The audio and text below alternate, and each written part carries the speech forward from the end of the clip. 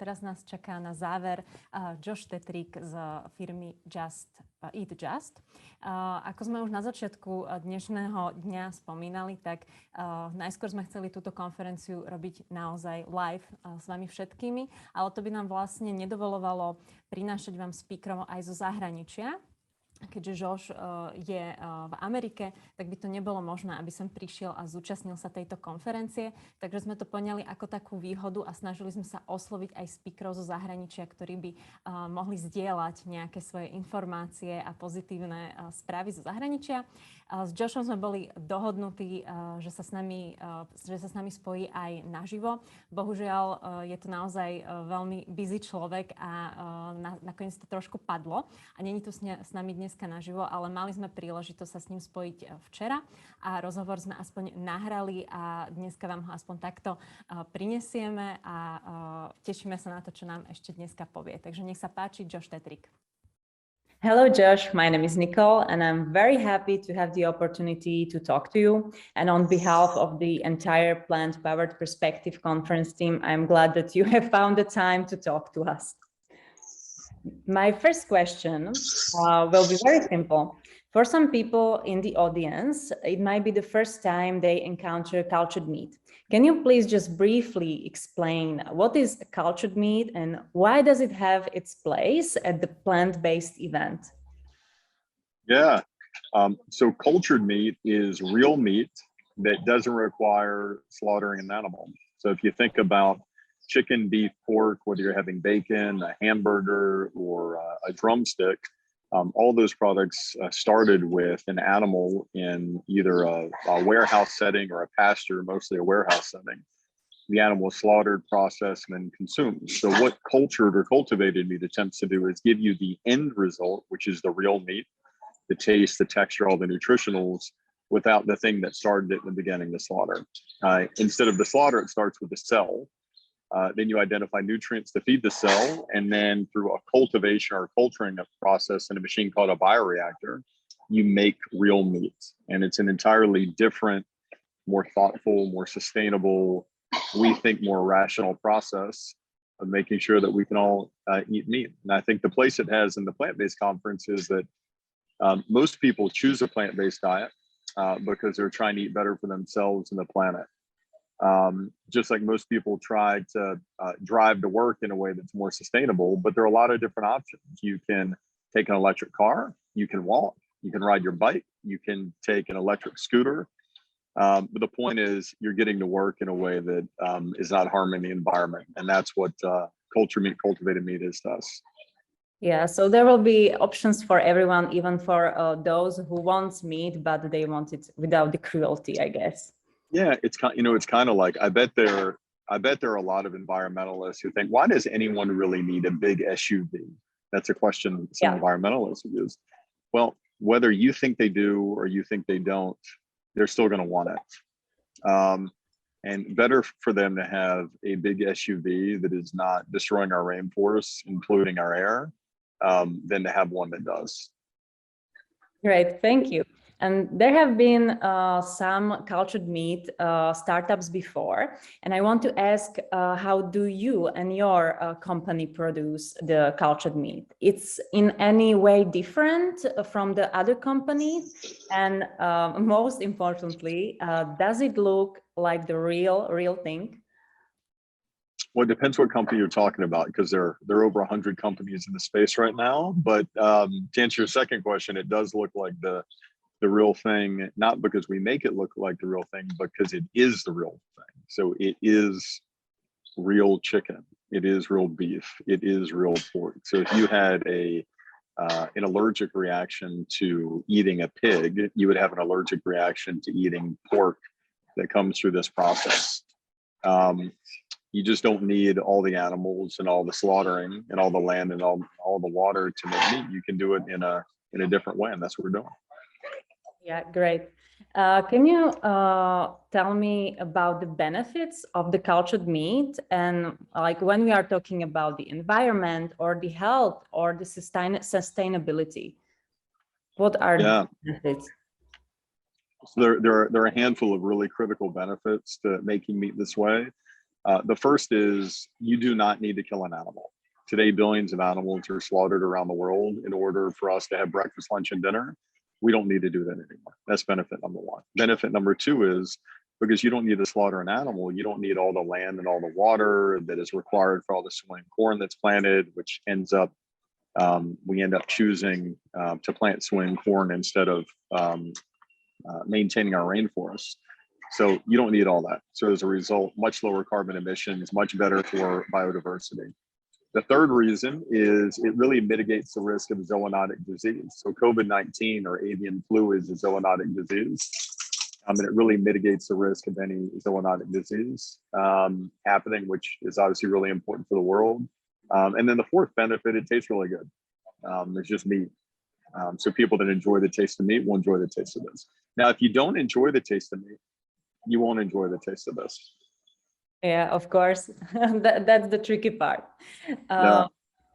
Can you tell me more about Eat Just, your company? Where did the idea for maybe the first product you have before the cultured meat came from, and the idea of starting a company, and what happened after the first ideas? The idea of the company came from how do we build a food system? How do we feed each other, our brothers and our moms and our dads and our children? How do we feed our communities without slaughtering an animal, without so much damage to the environment, in a way that allows us to live long, healthy lives, in ways that we can be freed from most, not all, but most of these chronic diseases like cardiovascular disease or cognitive dysfunction, or certain really food-driven cancers. And the answer for us is, well, sometimes we use plants to make an egg, sometimes we use a cell to make meat, but it all comes from this question: how do we think about the food system in a way that preserves the health of our body, that preserves the nature that we see all around us, and then we go and act on that. Yeah. So as I remember, one of your first products was mayonnaise. Then you came with a vegan egg, and now the cultured meat. So it's amazing progress in these years. At the start, did you think it will end up with the meat? Sorry. I lost you for a second. No, I got you. I knew eventually we would do meat. I wasn't sure the way that we would go about doing it, but I knew eventually we'd find our way to meat, because if you're really going to build a food system that doesn't need the animal and all the land and all the water, that prevents cardiovascular disease, at some point you need to deal with meat. So I knew it would happen sooner rather than later. And your cultured meat is now being sold in Singapore. What was the journey to being on the market in this city-state?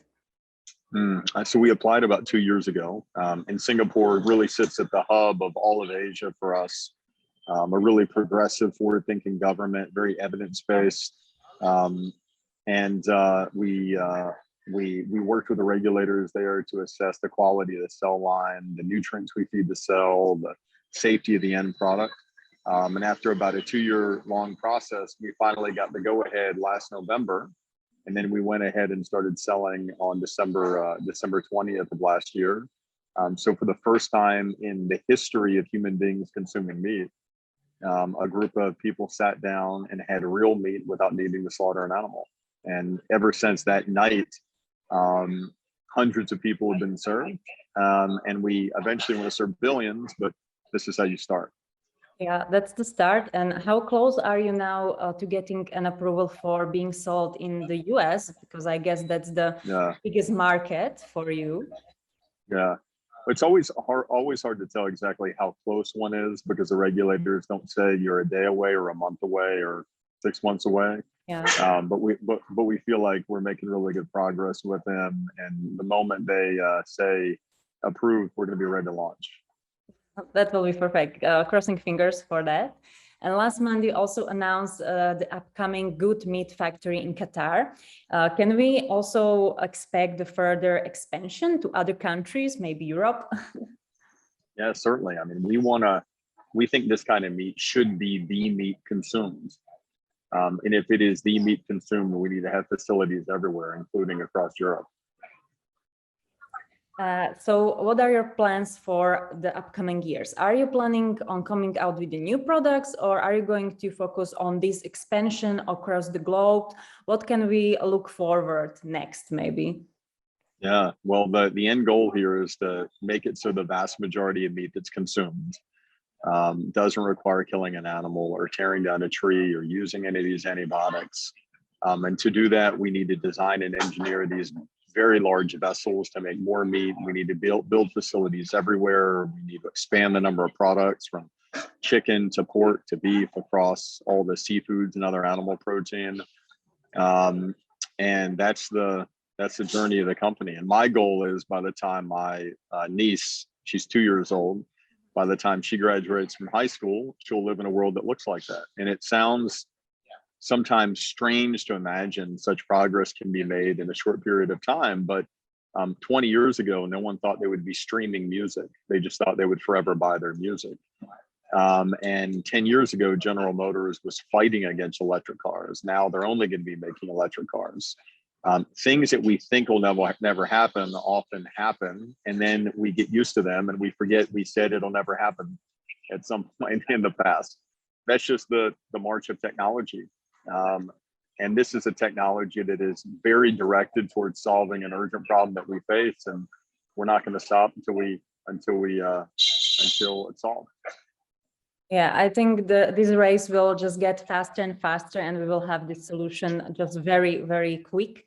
But do you think the meat will become obsolete and the factory farming will come to the total end, maybe in our life span? I think like all technologies, if you look at the horse and buggy, the car replaced the horse and buggy, but there's still some horse and buggies in New York City today and around the world.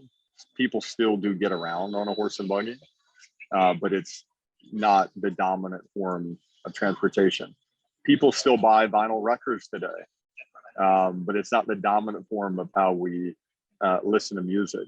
I'm sure 20 years from now, some people still buy gasoline-powered cars, but it certainly won't be the dominant form of transportation. And I think that's what cultured meat will eventually become relative to traditional. Yeah, and maybe one of the bigger question is if you think the cultured meat will become competitive in terms of production costs, because I think that will be a really big game changer for this industry. Yeah, I think ultimately for it to replace it has to. And we think that's the path that we're on, and I know some other companies are on it, to make a whole lot more in order to bring the cost down. But the key way to bring the cost down is to make a whole lot more. Just like if I was making plant-based yogurt, if I was making it in my kitchen, it's going to be a lot more expensive than if I was making it in a large factory. Or if I was making electric cars, if I'm making one at a time in my garage versus a massive facility, it's going to be a whole lot more. Same thing with cultivated meat. When you make it much larger vessels, you're going to bring the cost down, and that's really the key to making this happen. Yeah, that's also, as you mentioned, the expansion. The costs are probably rising also because of the transport. If you have to transport your products across the Europe and everything, so it will be maybe easier and cheaper than if we will have everything local cultured meat. That will be dreams come true for many people. Yeah, I think so. Yeah. I'm sure many of our listeners and viewers are curious if we can expect any of your products in the Czech supermarkets, and maybe when. Certainly. Our hope is to launch in across Europe before the end of next year.